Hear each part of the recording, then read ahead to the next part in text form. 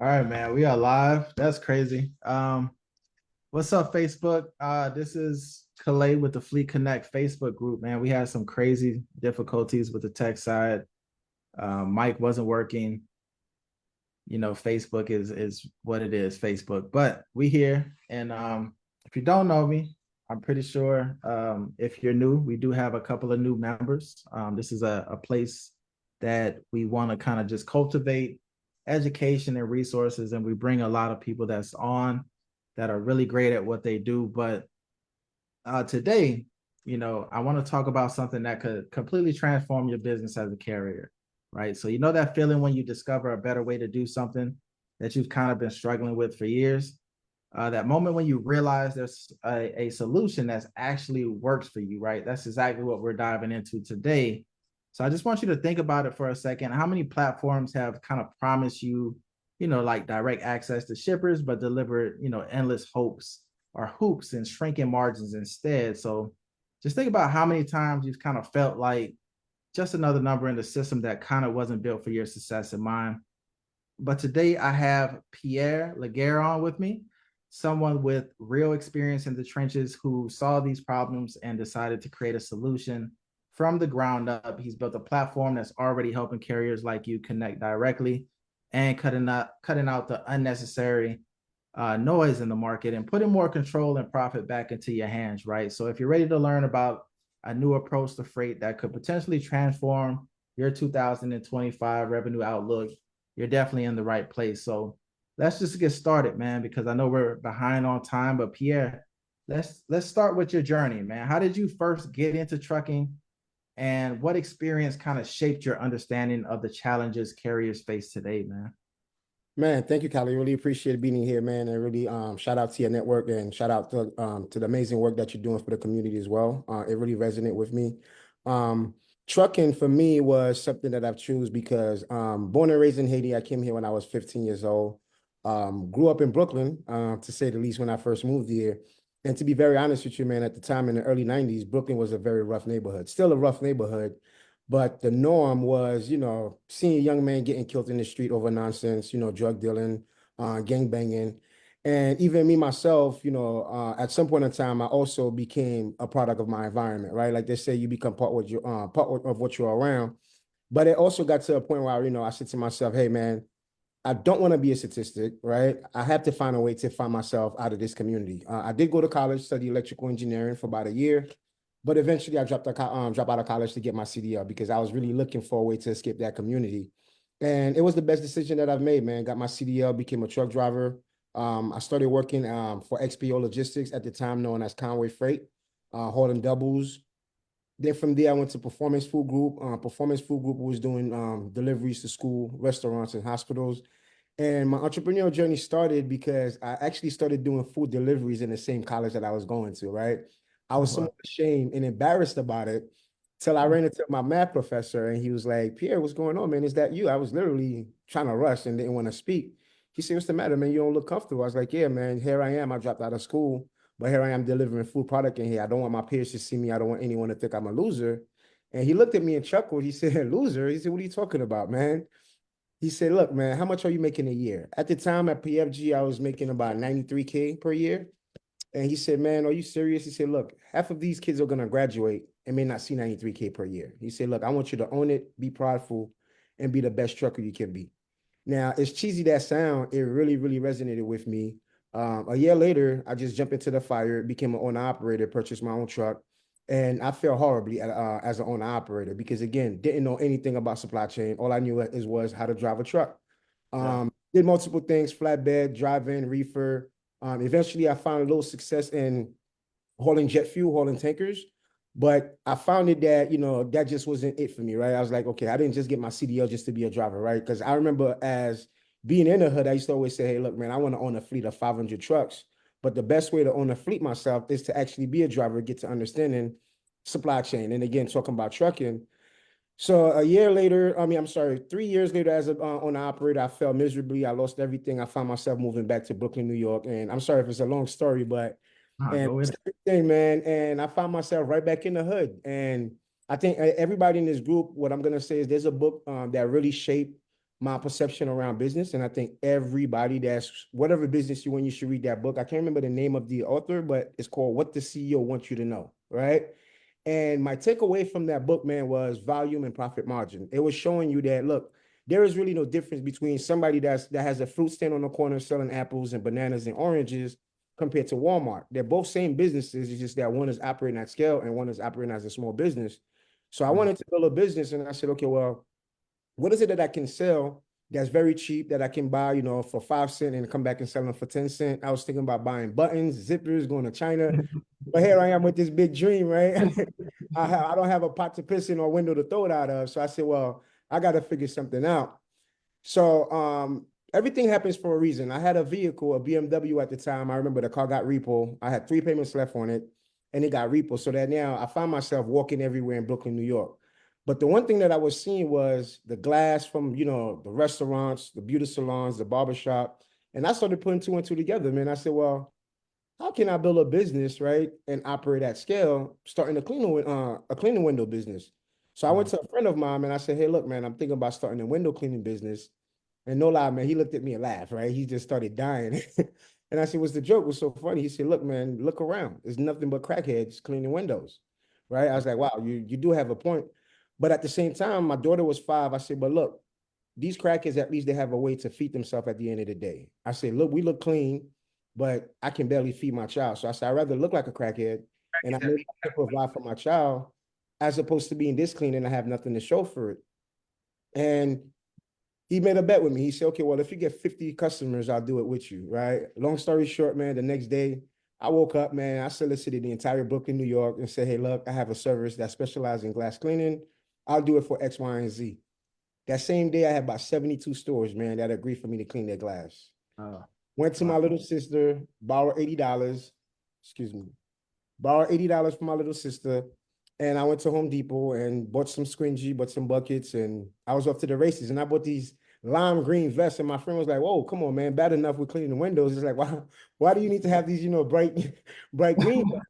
So for me, I was always thinking ahead. I said, well, look, there's stores on one side of the street, and there's also a lot of business on the other side of the street. I said, if we clean in one store and we look like we have uniform on, it look like a professional business, I said, these customers will maybe want us to come and clean their windows. Believe it or not, man, in 3 months, we was able to grow. I grew that business to about $60,000 in revenue, just under 3 months. So I had all the young men in Brooklyn cleaning windows. At first, I was ashamed about it again. But once we started making money, it was like, okay, it's game on. But I got to a point, I said, okay, well, this is not it for me, right? I said, okay, well, how can I apply that same principle in trucking? How do I actually build a company where I can operate at scale? So as a driver for me, the challenge was, it's hard to have flexibility, always at work, working 14 hours a day, or sometimes we're on the road for weeks, not seeing our families.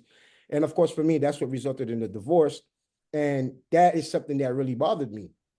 And I know that there's millions of truckers that are facing that every day. So I said, well, I'm going to start a staffing agency where I'm going to provide drivers to trucking companies, because I know that was one of the biggest challenges a lot of trucking companies was facing, or still currently facing today, is driver retention, find good, reliable driver.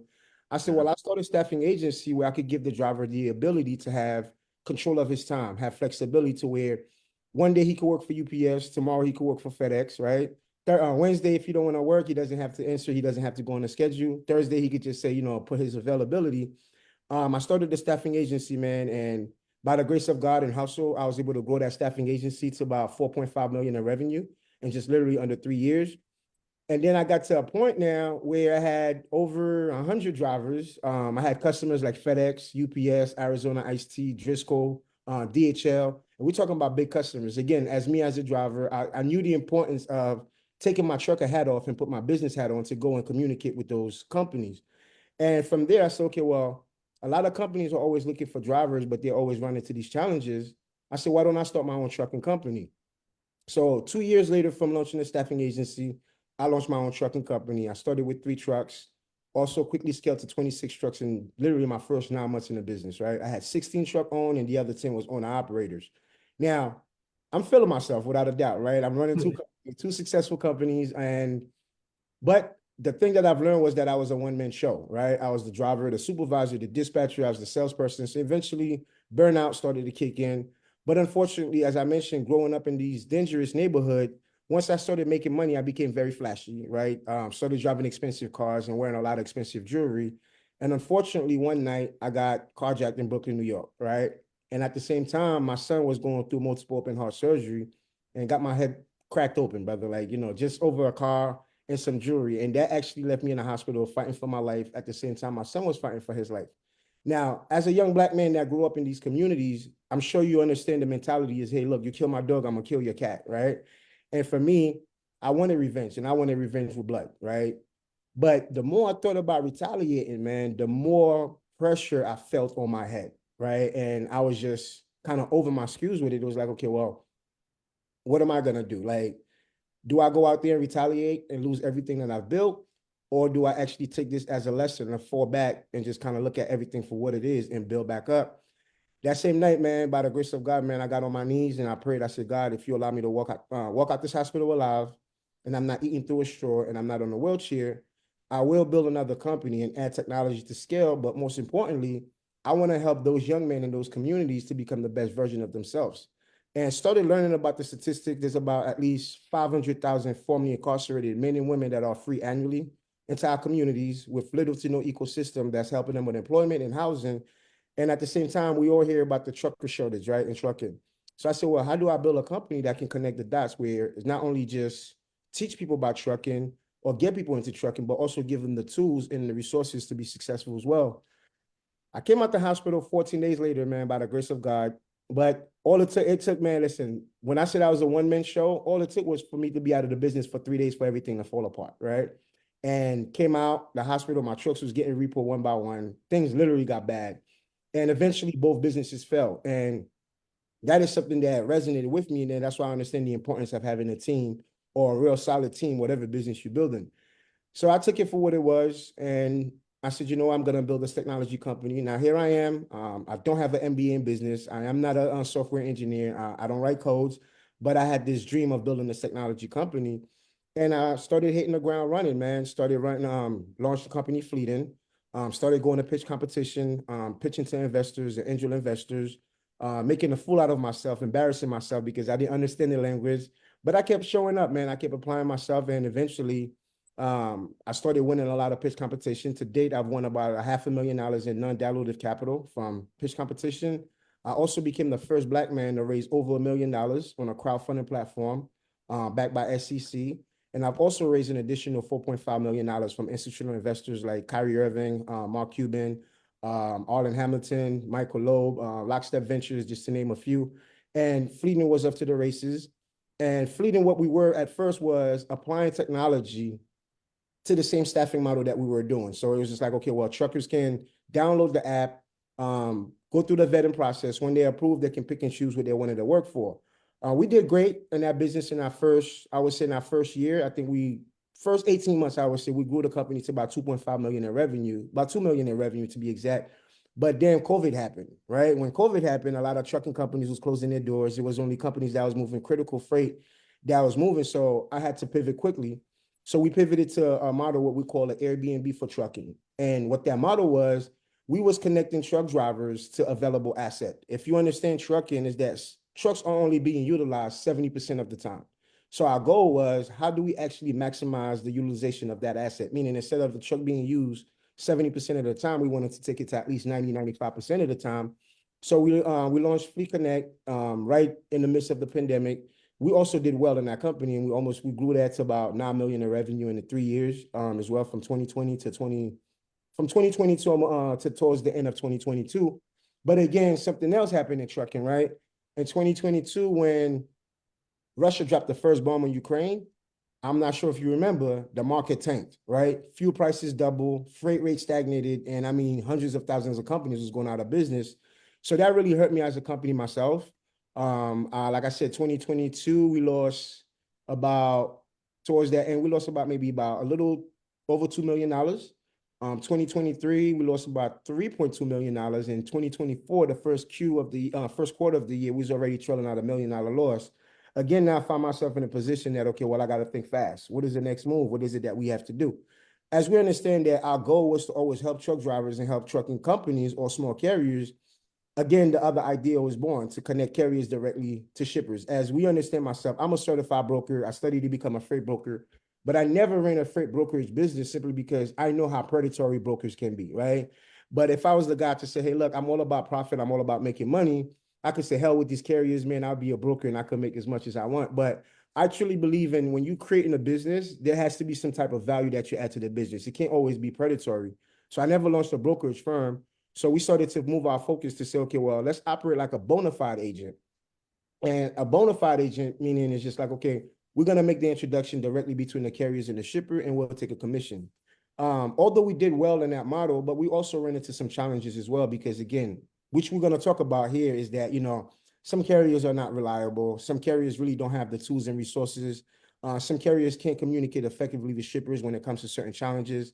So that also hurt our company by connecting some of these carriers to shippers. While I was still facing all these losses, man, recently we just merged with a company called Encore Logistics.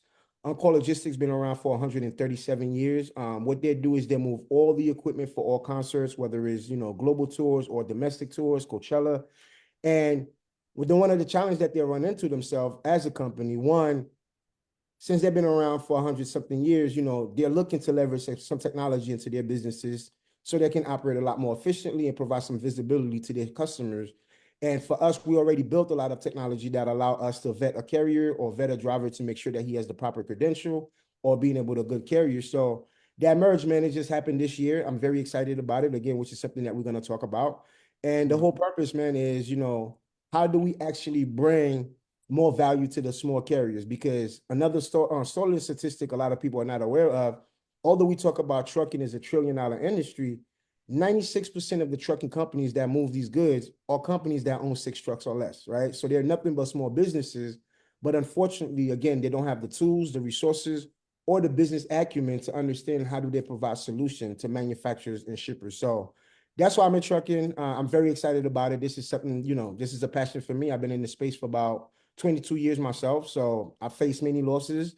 I've also made a lot of good money in trucking as well. And for me now is, okay, well, how do I take that skill set, those experiences, and bring it to a cohesive network that understand the importance of solving problem and adding value to customers? So again, man, thank you for having me. I know that was a long-winded story, but this is me. This is why I'm in the space. And, our goal is to really help small carriers, man, become the best version of themselves and provide values in the space. Gotcha, Pierre, man. I definitely appreciate that introduction and the transparency into your background, man. For viewers just joining us, if you're just coming in, man, drop where you are tuning in from in the comments. If you ever felt frustrated dealing with the trucking industry that in the past, in the present, we would love to know where you guys are tuning in. But Pierre, based on your experience, you touched on it a little bit, but who specifically are you looking to help, with your new approach right now? Yeah, man, our new approach right now is definitely the small carriers, right? The mom and pop trucking businesses. However, because we understand that the challenges that they face on a daily basis. Again, I understand how predatory brokers can be. Believe it or not, guys, I'm seeing the rates, I'm seeing those numbers. And as much as people talking about today is like, oh, broker transparency, brokers got to, man, listen, these brokers don't care. However, from a business standpoint, I have to understand how brokers operate, right? You can't expect a broker to go and do a lot of work as far as hiring sales rep and corporate technology, providing 24 hours, what's that pay where after you move the freight, they factor the load for you to pay you right away. All these things are of course, right? So you have to really understand how brokers operate their business. I hear some carriers say, oh, well, why don't the broker just take 2% or 3% and give the carrier the best? Yes, in a perfect world, yeah, that's what we will want, right? But unfortunately, again, if you understand business, that same broker also have a fiduciary duty to pay his employees and build that company, right? So for us, the goal is how do we eliminate the middleman? But for me, I have to be very careful when I say eliminate the middleman, because I'm going to explain exactly why sometimes a shipper will rather give their freight to a freight broker as opposed to give it to Joe Schmo with 2 or 3 trucks. But for us, our goal is to really help that carrier with 3, 4, 5, 6 trucks, whether it's 10 trucks, to kind of really help them increase their bottom line. But most importantly, we want them to understand the challenges that shippers and manufacturers are facing on a daily basis, because I think that's one of the biggest problems. I think the lack of empathy in the space is that truckers, as a trucker myself, I can admit that, you know, we always want everybody to feel bad for us because we are doing 95% of the load of the work, right? But a lot of time we fail to grasp the idea of what empathy look like. Do we really understand what challenges the customer is having? Do we really understand, you know, what is it that we can do to differentiate ourselves from the millions of carriers that's out there? And I think once truckers understand that you're not special, believe it or not, it's business. Take your feelings out of it and put your business hat on and get to understand that shipper is looking to move their cargo efficiently every single day and minimize cargo theft and minimize cargo damages. So the more our carriers can understand the importance of bringing those values to customers, I think we'll be able to create a much more effective ecosystem. So, but for us is to really kind of help the small carriers, but not limited to only the small carriers, which is I'm sure you're probably going to ask, and I could break down on why we're not limited to just the small carriers. Absolutely, man. I think we're gonna touch on that a little bit. My next question though, man, because many of our viewers, you know, might not fully understand freight forwarding specifically. Can you kind of break down what freight forwarding is and why it actually matters to carriers? 100%, man. And again, back to the education piece, right? Again, it's so easy to get a CDL, go get a truck, right? Become an owner operator or work for a company for whatever long. But understanding the business of trucking, it really, really requires that individual to take that trucker hat off and put their business on, right? What is the difference between a freight forwarder, a freight broker, or a bona fide agent? Again, these are all three parts that, again, a lot of truckers probably don't understand. A bona fide agent connects the shipper directly to the carrier, right? For a percentage, but they do not take possession of the freight. They just make an introduction, they connect that shipper to that carrier. A freight broker now, on the other hand, they also don't take possession of the freight, but they arrange the pickup and drop off between a carrier and a shipper. And of course, they take that with a hefty commission, right? Sometimes, again, believe it or not, brokers operate between anywhere from 10% on the low end to 50% margin. But a freight forwarder is a little bit different. A freight forwarder actually takes the possession of the freight, and that freight forwarder is actually responsible to help that shipper, that manufacturer with the entire process of moving their cargo, whether it's coming from a global aspect, whether it's on the domestic aspect. That freight forwarder actually help that shipper manage the entire process of that freight. But also that freight forwarder take possession of the freight. This is why they have a large cargo insurance compared to brokers and compared to carriers. But also, most importantly, a freight forwarder also have the ability to give their freight to either the freight broker or directly to a carrier. Now, ask me as a freight forwarder why sometimes it will make sense for us to give the freight to a broker instead of giving the freight directly to a carrier. I mean, there's so many different things that can go wrong, right? For example, the main reason why a freight forwarder would rather give that freight directly to a broker, one, that broker is insured. Of course, carriers are insured as well, but that freight broker also have a vast network of carriers in their ecosystem, right? If, hey, look, Joe confirmed picking up the load, Joe truck breakdown, guess what? That broker can quickly find another carrier to move that freight. But most importantly, that broker can take volume from the freight forwarder as well. I can go to a freight broker and give him 100 loads for the month that need to be moved and have that peace of mind that broker is going to find 100 different carriers from any corners of the US to get that freight moved. Now, let's flip that as a freight forwarder giving that freight directly to a carrier. Why so many things can go wrong? Again, everything is not always the carrier's fault. Again, it's just the nature of the business. A carrier that has 3-4 trucks, I can go to that carrier and say, hey, look, here's 20 loads for the month I need you to cover, because there's so many different things that can happen throughout the week, throughout the day, or within the next hour. Yes, that carrier might want to do the right thing, but unfortunately, on his way to the pickup, he might blow out a tire, right? And he owns 2 trucks in Atlanta, and that load needs to be picked up in, let's just say, Virginia, while the other 2 trucks may be in Texas, right? How do I know that that carrier is going to give me the security to get me another truck into Atlanta or North Carolina to pick up that freight? Unfortunately, the fact that they don't operate at scale, that don't have that level of sophistication, it'll be very hard for that carrier to say, hey, look, yes, my truck, I just caught a flat tire or my truck breakdown. Hey, look, I'm going to send another carrier or another truck to pick it up. So unfortunately, it can't happen that way. So for us, this is why, again, it's important to create our own cohesive network, right? Because again, if we are part of an ecosystem, Calais, I know, let's just say you're running 10 trucks, right? And let's just say Laura is running 20 trucks. And let's just say Johnny's running 50 trucks. It's more likely that anybody in that network might have the capacity where I'm looking for it from. So this is why it's important to build that cohesive network. But that's really the difference between a freight forwarder and a freight broker. The freight forwarder take possession of the freight. They're responsible for the entire process, and they're also responsible to find a reliable carrier to move it. Now, as a freight forwarder, I also have a fiduciary duty. I have a contract, right, to maintain with that customer to provide reliable services. So this is why, again, sometimes some people will ask, well, up here, can you send me a whole list of loads, you right, for the week or for the month that I can do? Yes, in a perfect world, of course, that's what I would want. I would want to kind of go to my carrier and say, hey, look, here's a list of load. I need you to knock it out. But unfortunately, the lack of capacity and the lack of, I would, for lack of better words, is problem solving skills, right? A lot of carriers don't know how to communicate when certain challenges arise. Sometimes they rather just ghost you because, again, they don't care, believe it or not, that, hey, look, I dropped the ball on this load. Guess what? I can always go back on the load board and find me another load. Meanwhile, you, the freight forwarder or the freight broker, you have a commitment, right, to get that freight moved. So I think this is why it's important to educate these carriers how important it is to communicate, to get ahead of certain challenges, because instead of you calling me at the last hour and say, hey, look, man, you can't make that load. Well, guess what? If you got ahead of it, at least that would give me the time to maybe say, hey, look, John and our network have 6 trucks in North Carolina or have 5 trucks in Atlanta. He might help recover that. So that's why it's important to understand the difference between all those parties that are involved within supply chain. Nice, nice. If you're finding this valuable so far, just type insights in the comments below. We got a couple of resources we'd love to just send you if you want some resources from Pierre or myself. Now, I want to know a little bit more about the platform that you're creating, Pierre. You know, what makes it fundamentally kind of different from the existing options carriers have been using specifically?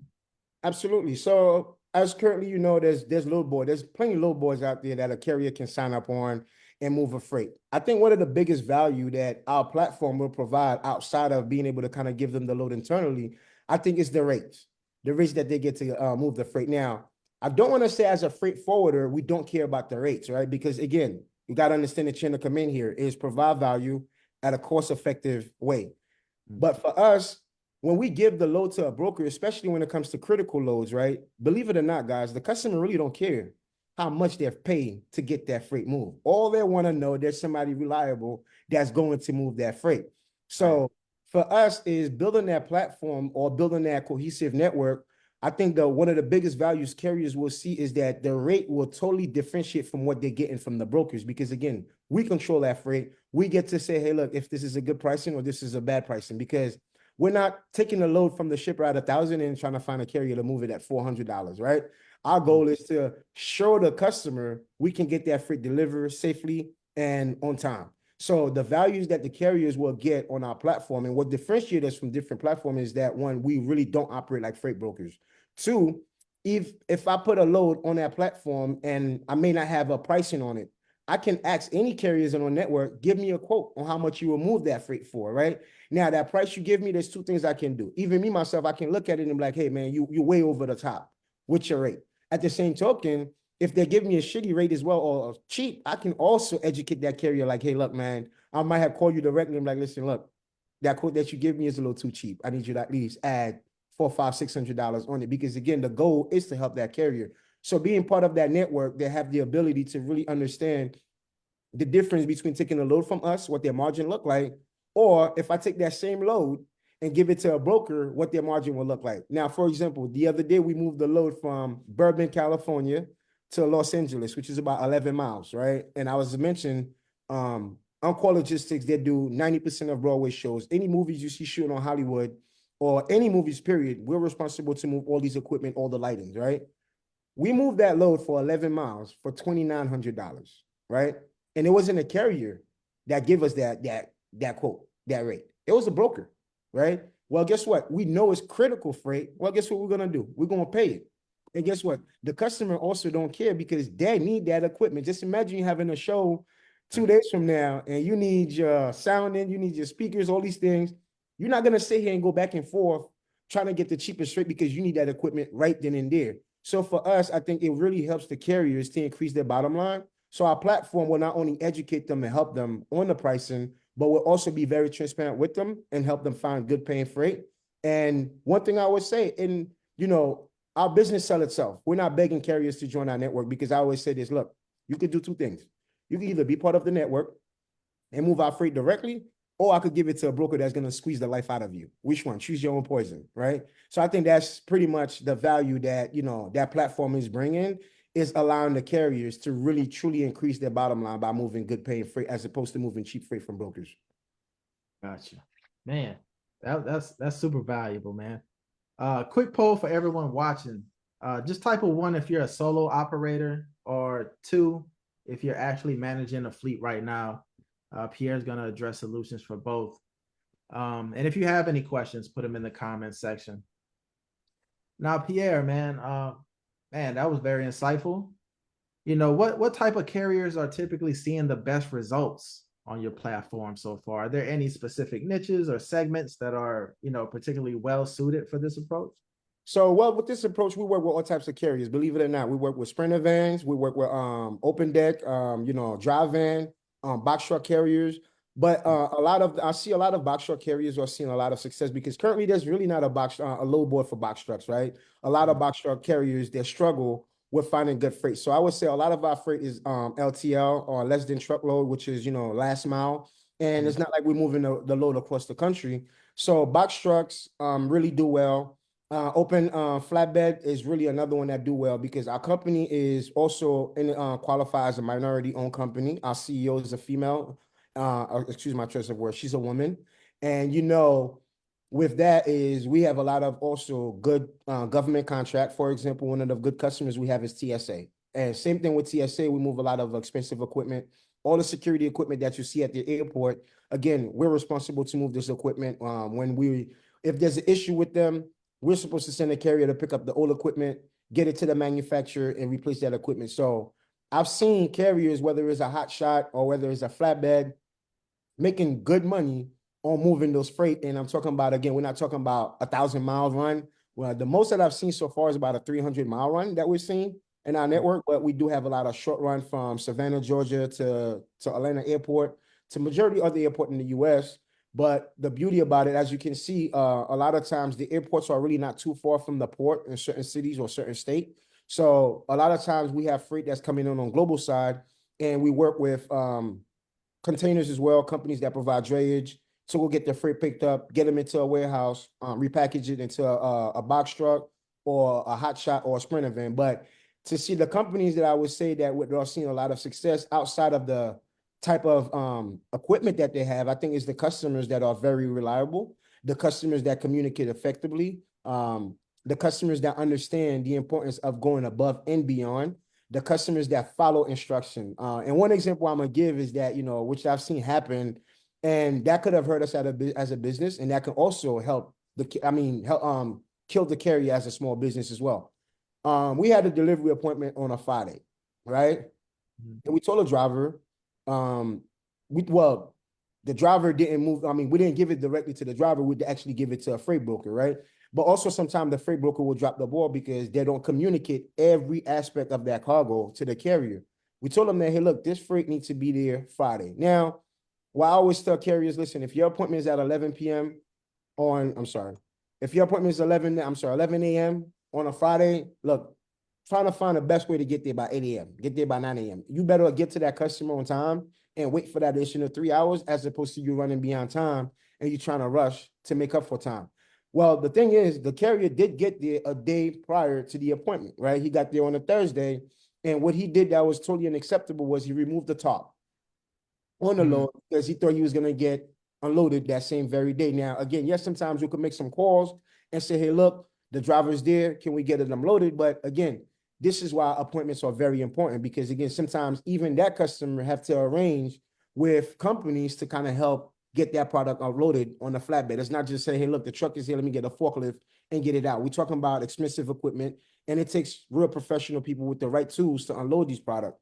The driver got there a day earlier and removed the top. And what happened is, guess what? It rained while he was waiting for somebody to come and unload it. Now, that created a big issue for us as a freight forwarder, also created a big issue for the freight broker. And if it was for me, I promise you, if that carrier was in my network, yeah, although he got there on time, but I probably would have been that carrier for my network simply because he didn't follow the instruction. That alone cost us $130,000 just to take that machine to a manufacturer to make sure that it works simply because it got wet. Now, that 130,000 didn't come directly from us. I mean, yeah, we paid it, but we went after the broker's insurance to get that covered. Now, again, that's the broker's job to go after the carrier to get that covered. So this is why cargo coverage is very important. And this is why being on time and following instruction is very important, because you could just imagine somebody with 3 trucks or 2 trucks, and you just got in the business a year ago, 2 years ago, and you got a claim for $130,000 in your cargo. What does it look like for you? So I think that's very important that these carriers communicate effectively, they follow instructions, and again, be a great business person like that. I think those are the people that we see that are doing well within our ecosystem. Mm, mm. Man, okay. Wow. So if you got any questions for Pierre, now's the time. You know, drop them in the comment section. We'll try to address them in our final segment. I know Pierre has some prior engagements before this. I want to respect his time, respectfully, right? So yeah, man, let's get practical for a second, Pierre, man. If someone is watching this today or in the future that wants to explore working with your platform, you know, what are the first steps that they should actually take to kind of get connected with you? The first thing I would definitely say, they could follow me on Instagram, which is Pierre underscore Laguerre5. Also, too, what they can do is join your Facebook group, because I think your Facebook group bring a lot of value into what we're doing. It kind of also helped me not worrying about managing, you know, a bunch of carriers. The fact that you already kind of have that infrastructure, I think that's something that I see a lot of values in. So they could join your your Facebook group.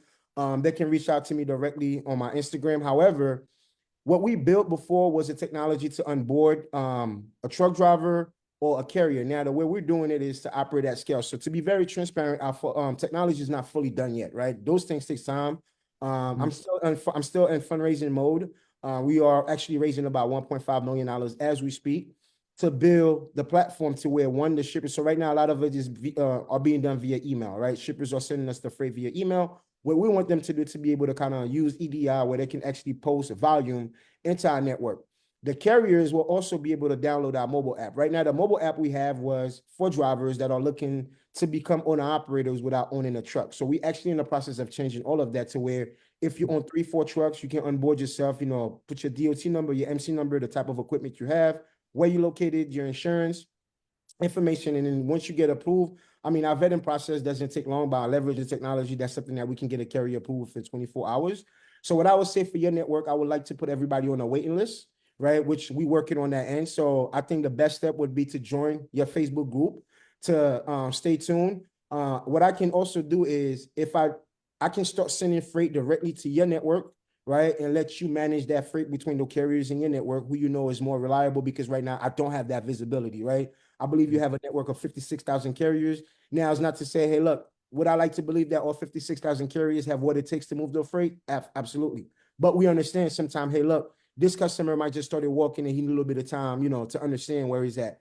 But also, too, what I'm also looking to do, which is somewhat very similar to what you're doing, is I also myself want to create my next 500 carriers, right? Whether it's box trucks, sprinter vans, semis, through education and really showing them the ins and out on how to actually become a good, reliable, or successful carrier in the industry. So if you're looking to really join part of this network, I would say in the next couple of days, our website will be changed over again because of the merger. There's still a lot of, you know, negotiating. Well, negotiating is done. The merger is locked in, but it's just a matter of, okay, well, what does the website look like on Fleeting End? What does the website look like on Encore Logistics? So those things that we are working with our technology team, and we're working with the Encore team. So I would ask everybody to just have a little bit of patience. But in the meantime, I'm more than happy to start sending you some freight directly that need to be moved. And you can let me know yourself if this carrier is a go, and I could send the freight directly to them. Also, too, another thing that I do want to point out is back soliciting, right? That's something that grind my gears, right? If I give you a list of freight, because sometimes some carriers think they can outsmart you, right? And this is where they play themselves. Do not go back and try to backdoor solicit those customers. You can speak with them however you want. I promise you that, number one, you will not get the business. Number two, that will get back to me. And if that get back to me, that right here is an automatic ban from the network, because you have to understand, you guys, the carrier carry about, I would say most maybe $100,000 cargo up to maybe $250,000 cargo. We have to carry in North Range anywhere to $5 million to $7 million cargo limit, right? So when you go and trying to backdoor and solicit that customer, again, that can create a level of, show that you're not trustworthy, not just to me, but to the customer. But Yeah. if I do have a customer that's open to working directly with the carrier, that's one thing I do not have a problem making the introduction between that carrier and that shipper as well, because either way, I'm gonna make my money. So it's not about me, but I want to tell the carriers, help me help you, right? Let's be honest here. Let's provide good businesses. So again, if you guys want to join this network, I would definitely say make sure you join this Facebook group. Stay tuned. Follow me on Instagram, Pierre_Laguerre5. Our website is under construction now, but I would say within the next couple of weeks, all these carriers will be able to onboard their company, DOT number, and MC number. Now, one piece I do want to say, are all these things for free? Absolutely not, right? I don't want to, how can I put it? What's the word I'm looking for? Is that I don't want to be the guy to say, hey, look, man, I can change the world overnight while I starve. There's definitely a course that come with doing business. So what we're doing at first, we used to charge carriers a monthly subscription based on the total asset that they have. And we also understand that also can, affect their bottom line. So what we're doing is whether you have 3 trucks, 1 truck, or maybe 10 trucks, we charging a flat fee, which is only $369 per month. And I guarantee you on your first load, you will make that $369 back, because I will show you, if I give you this load for $3,000, that's only 20 miles. I promise you, you get that same load from a broker for $400, right? So again, with that investment, you're already making your $369 a month. So that's one thing I do want to make sure that I make clear, because I always want to be transparent with carriers, because I expect the same level of transparency with me as well. 100%, man. Pierre, nice. If you're interested in joining this network, just drop Fleet Connect in the comment section. I think we have a quick form. We don't want to lose anybody in the translation. If you want that form just to fill out to be a part of this network while Pierre is building out this platform and creating opportunities for you, we definitely want you to be a part of this with us. Pierre, do you have a couple of minutes for a few questions, man? Absolutely. Yeah, absolutely. It's fine. Okay, Got some time. cool. I got my own question that I want to ask, but I'll ask you off air, man, because I think I definitely want to know. Let's see if we got some questions. Let's see. Okay. So somebody says, how do we get connected with you, Pierre? I think we just answered that one. Yep. With everybody connected.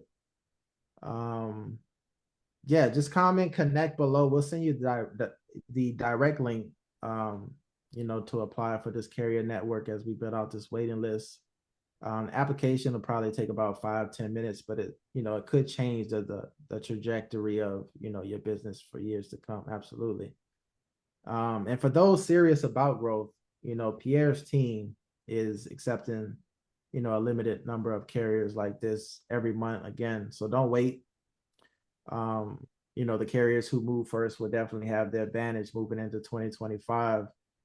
And again, just remember, the definition of insanity is just doing the same thing and over again, but expecting different results. So if the current platforms that aren't serving you well today is your opportunity to try something built specifically for your success, the intention that Pierre has brought into why he's doing what he's doing is apparent, definitely. So we have Amy. She says, I dispatch for 26-foot box trucks, I believe, that go OTR. She also has 40-foot hot shots. Shalicia says, I dispatch hot shots. My man Daryl here says, I want to buy a box truck, but don't know where to get the freight from. And insights. So we got some insights. Okay, people are ready and rocking and rolling. So you help, of course, hot shots. Yeah, we covered pretty much everything. Not too many other questions, man. I guess for carriers who feel stuck or skeptical about trying something new, Pierre, what would you say to help them see the potential and working with fleeting and what you have direct relationships with, you specifically? One thing I would say for these carriers, man, be vigilant, right? Be very mindful, because we do have a lot of what I would call superhero people in trucking that will promise you the world, that don't understand business, and all it is for them is a money grab, right? They know how to market themselves. They know how to get on social media and market what it is that they're doing. So I would definitely tell you, like, be very vigilant, be very mindful of who you're connecting with. It's important to have mentors in this space. Like, I don't know how much I want to stretch this to your network. Having mentors, like for me, even the success that I've had, I didn't do them by myself, right? I have at least 5, 6 mentors that are worth combined at least $50 billion, that have failed in multi businesses, that also took multiple companies IPOs. And for me, understanding the importance of mentors, being a student sometime, as much as I have 22 years of experience, believe it or not, I'm learning every single day. So I would tell these carriers, man, be open-minded, be coachable, be willing to learn. Now, nobody get in the business to lose money or fail. But guys, listen, failing is part of the entire process of being a business owner. Now, do I tell you this to say, okay, hey, look, I guarantee you failure? No. However, I can do whatever it is I can in my power to give you all the tools and resources. But if you're not willing to put the work in, if you're not willing to embarrass yourself and look like a fool, you'll never be a graceful master. So again, be grateful, be very mindful. Like I said, you don't have to take everybody's opinion. One thing what my mentor told me is, you take everybody's opinion, you have to buy their lifestyle. And I'm sure there's a lot of people lifestyle out there you don't want to buy. So be very mindful of those individuals. Do your research, do your due diligence, and making sure that these individuals not just selling you a dream, that they themselves have faced many challenges and came out on top with their solution. But if somebody is a little skeptical, again, I'm more than happy to do another live with you to answer their question, or if they want to connect with me directly as well. Again, they could follow me on Instagram and send me a message. I could find some time to connect with them to answer some questions that they have. I also, like I said, I do provide mentorship. So this is, I don't have a course. I don't provide courses for multiple reasons, because I could give you a course that tell you everything that I just outlined, right? But now the question is, where and when do they apply is another thing, because I could teach you how to start a trucking company. I could teach you how to get a box truck. I could teach you how to get freight. I could teach you exactly the things that can go wrong. Now, let's just say while you operate that business, then boom, you get into an accident, right?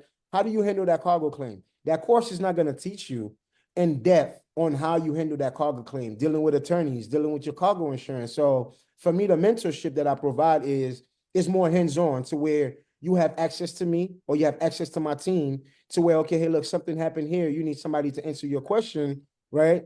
Hold 1 second. Hey, Derek, I'm almost done. Give me about 15 more minutes. We'll call you back shortly. All right. Bro, All you right. know what? I'm in dialysis. Uh-huh. I'm about to be off the machine, and it's oh no, that's cool. 41 minutes. I still got 41 minutes for sparring back. Okay, no problem. Thank you. Yeah, this is another carrier too that's, eager to go. Got a box truck that been sitting for weeks. So again, I understand the pain that these carriers are facing. But back to the point that I was making, this is why, again, for me, I provide a mentorship where I guide you. Again, it's not just, hey, here's the information and go ahead, do what you want to do with it or find your own way. But I think it's just being there with that individual and kind of help them understand the decision that they're making, what they're getting into, what are the possibilities. But most importantly, the one thing I get ahead with anybody that want to get in trucking is, be ready to spend some money. You can't make money without, spending some money, right? And another guarantee that I give, especially the people that want to buy trucks, that want to own these assets, is that they always say, Pierre, what guarantee you give me if I buy a truck? I said, look, I can guarantee nobody nothing. The only thing I can guarantee is that that truck will break down. That's just a fact.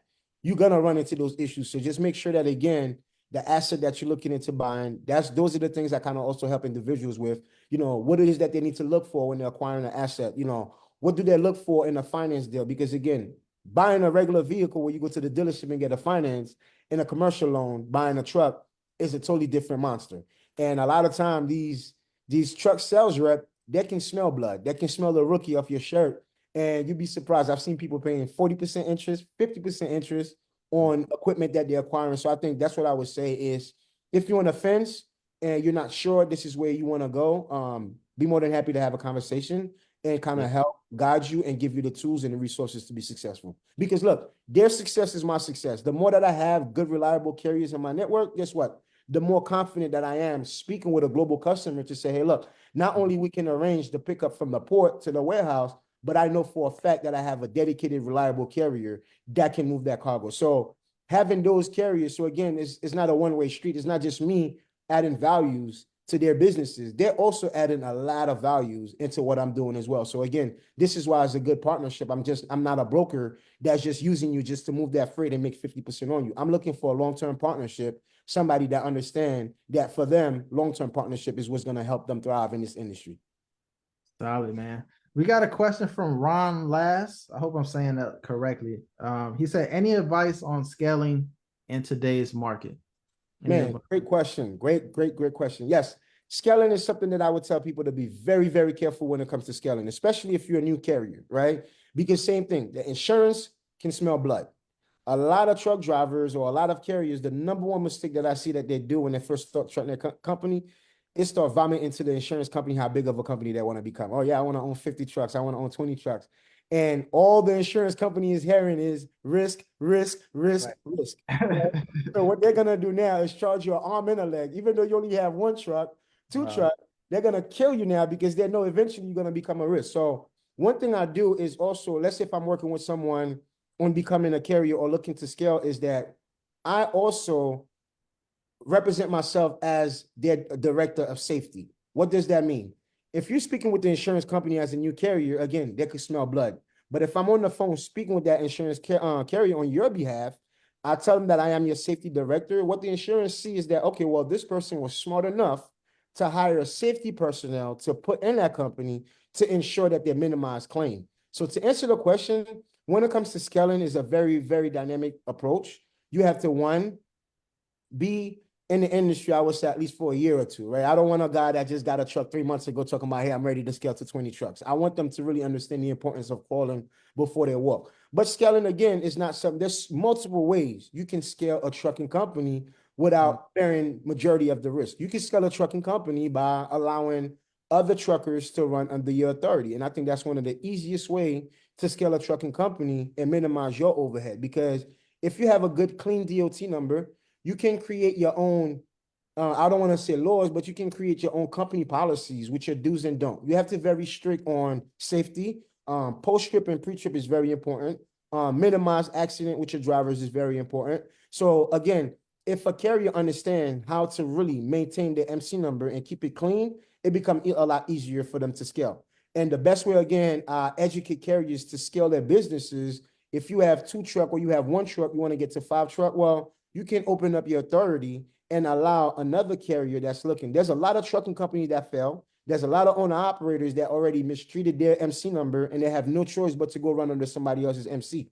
Now, it's not to say that that same owner operator would not come with the attitude of, I don't care, it's not my MC, I could do whatever I please. This is where, again, you as the owner, you have to have those policies in place and you have to be very strict about those policies. If you say, hey, look, every morning, before you leave the yard, I need you to do a pre-trip. I need you to send me videos and pictures that you completed a pre-trip. You must do that. Same way, I need you to also send me pictures and video that you completed a post-trip. I need you to do that because yes, he's an owner operator. That's his own truck, but he is running under your authority.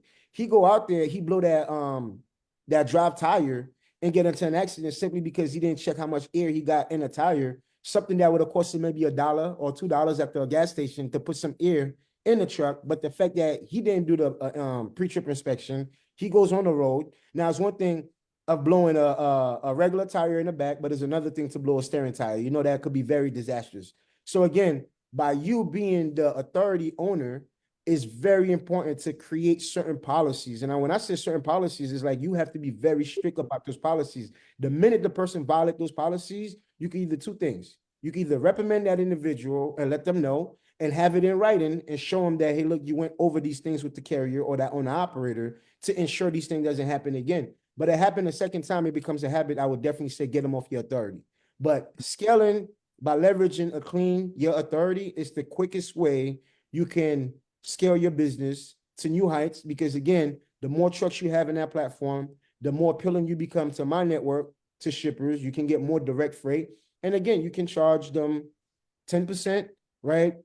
To move to running your 30, but out of that 10%, this is what, again, just on what the freight paying, but they're still responsible 100% for their insurance, 100% for their own cargo, They're still responsible 100% for their maintenance. So if you look at it that way, a truck is grossing anywhere from $5,000 to $8,000 a week, and you're making 10% on that. That's anywhere from $500 to $800 a week that you're making clean, that you don't have to worry about spending fuel. You don't have to worry about maintenance. You don't have to worry about paying insurance. And you got 10 trucks running under your 30 and you're making $800 a week on them. That's an additional, what, $8,000 a week. That's what, $32,000 a month. That's $320 something a year, or a little over $300 something a year that you can make by having that individual run under your 30. But also there are risks that come with it. That's why it's important to understand, one, the type of agreement that you write between you and that carrier. What are your responsibilities as the carrier, and what is their responsibility as the owner operator that is running under your MC? All those things is manageable.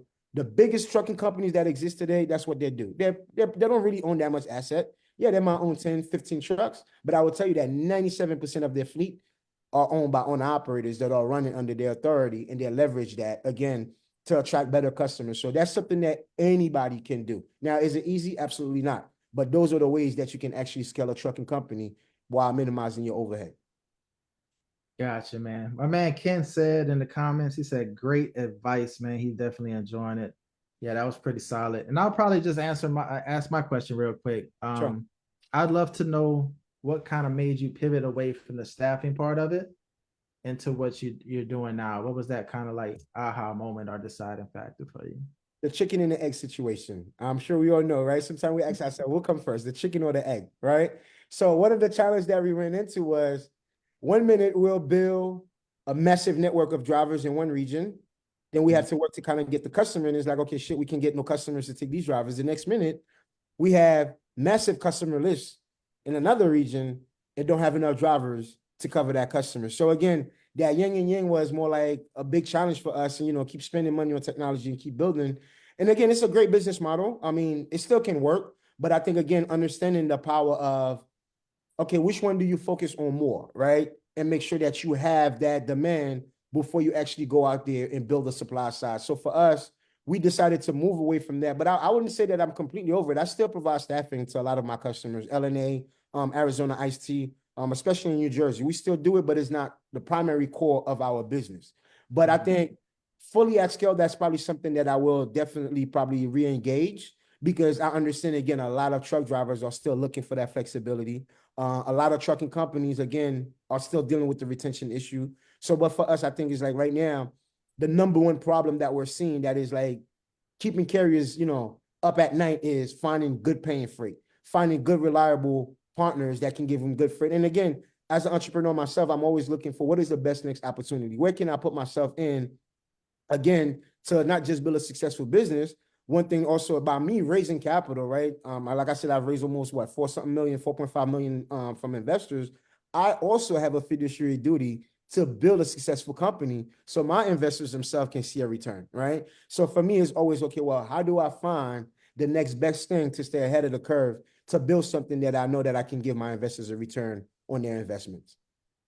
Solid. Pierre, man, I really appreciate you hopping on, man. This is probably one of the best interviews I've done in a very long time, man. Respect. Anything else that you want to kind of leave with? The floor is yours, man. Man, what I would leave to all the entrepreneurs here, man, that's something that I myself, I live by. You understand? The best thing ever invented to mankind is another 24 hours, right? With another 24 hours, man, look, we can change our perception, right? We can change our reality, and we can change our surroundings. So I think, again, entrepreneurs need to understand that, listen, look, you're going to fall. You're going to embarrass yourself. But failure is not the individual, but more so the journey, right? Embrace it and understand that, better days are ahead. And, just understand, again, as an entrepreneur, please, guys, before you can think about increasing your bottom line, before you can think about making money, understand the importance of adding values. You add values, I promise you, that thing will pay you tenfold. And lastly, what I would say is, look, I don't care if you're running a one box truck, one Sprinter van, or one truck, or 20 trucks. Listen to me, man. Be very mindful of providing values. Like I said, it's important to add values first before the money comes. Stop putting the cart before the horse. Drivers get one truck and think, boom, tomorrow they're supposed to make $1 million. I'm here to tell you that's a lie. That's a myth. But if you understand how to add values, you treat that business like a 99-cent business, guess what? It's gonna pay you like a 99-cent business. But you treat it like a multi-million-dollar business, it's only a matter of time. It's gonna pay you like a multi-million-dollar business. So that's what I would leave to the carriers, man. Be vigilant, be coachable, be always open to learn, and most importantly, man, be respectful. That's one thing I like to cover. Be respectful. When I say respectful, your parents count. Truckers, stop going to these facilities smelling like onion and cinnamon and expect these people to give you their businesses. Listen to me. Imagine, Kelly, imagine you're moving a product that your consumers desperately need, and I show up to your facilities with some open-toe flip-flops. My shorts is sagging, my shirt is dirty. Like I said, I smell like I haven't washed my, in a couple days. And then I'm over here asking you for your business. No, the hell no, you're gonna give me that business, because if you can show up to my facility looking this way, I can only imagine what you're gonna show up in front of my customers. So truckers, again, your appearance matter. That's just why, again, if you look around, guys, Walmart is the only trucking company that the truck drivers wear a white shirt. Just think about that psychological effect on that. So even you guys, even if they went with the 3 trucks, with the 1 truck, it's not cheap to create some uniform for your company, man. Make your business look professional. Your business, nobody have to know that you're a small fish in a pond. You only become that small fish because you think like one and you carry your business like one. I promise you. Go to I forgot the name of the company online. You can get you some uniform, whether it's a button-up t-shirt, like in a polo shirt that you can have with your company logo on it. Please do that. That will make you stand out from the rest of the companies. Do not be afraid to reinvest into your drivers. Do not be afraid to reinvest into your business, because again, that investment will come back tenfold. So that's what I have to say. And again, if everybody want to connect, I'll be more than happy to connect and answer their questions and help them, guide them, and become successful carriers in the space. Solid, Pierre. If you guys have any extra questions, put them in the comment section. I'm pretty sure I'll tag Pierre in them if he doesn't get a chance to see it. Pierre, man, again, thank you. I really appreciate it again, man, and look forward to connecting and just adding value to you again this year, man, and connecting some more this year. So again, Calais Poteet, Fleet Connect, we're here. So if you guys have any other insights that you want to learn about, put them in the comment section below. And yeah, Pierre, anything else? No, man, I just want to say thank you for what you're doing as well, man. Continue building that network. I think it's very, very important that drivers definitely join your network. I think this is a solid ecosystem that you are building. And I love the fact that, again, you care about the small guy and you want to add value to them. So anything I can do, man, for your network, feel free to reach out. Thank you, sir. I received that. If you guys want to get a part of this network, just drop Fleet Connect in the comment section. We'll get you a form out to fill and put you on that waiting list to move forward. So again, Pierre, thank you. And I want to thank everybody that just giving us their attention, their time this evening. Apologizing for being late, but hopefully this over delivered and gave you exactly what you guys were looking for. So again, thank you, Pierre, and looking forward to speaking with you soon. Sounds good, man. Looking forward to it as well. Thank you. Take care. All right.